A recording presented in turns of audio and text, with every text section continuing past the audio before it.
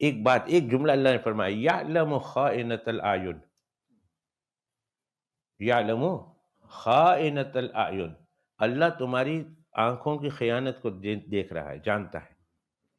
تم نے کسی ایسی جگہ پر جس کو دیکھنے کا حکم میں نے دیا تھا، اگر تم نے دیکھا تو یہ امانت تھی، اور امانت کا حق تم نے ادا کیا، اور اگر تم نے اس دیکھنے کو کسی ایسی جگہ پر استعمال کیا جو میں نے کہا نہیں ہے، تو تم نے خیانت کر دی۔ اور اللہ کہتے ہیں یعلم خائنۃ الاعین، میں خیانت کرنے والی آنکھوں کو میں جانتا ہوں۔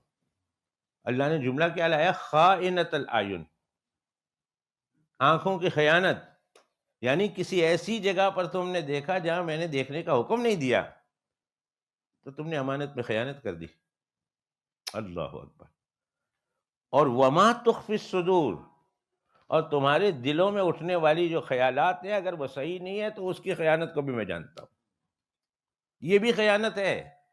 آج تک ہم نے شاید بہت سارے سننے والے اور سننے والیاں، آج تک ہم نے سمجھا بھی نہیں ہوگا، سنا بھی نہیں ہوگا کہ اللہ کے احکام کو ودن دا باؤنڈری آف اس شریعت، اس کو استعمال کرنا، یہ امانت میں حق ادا کرنا ہے، اور اس کو بیونڈ استعمال کرنا یہ خیانت ہے۔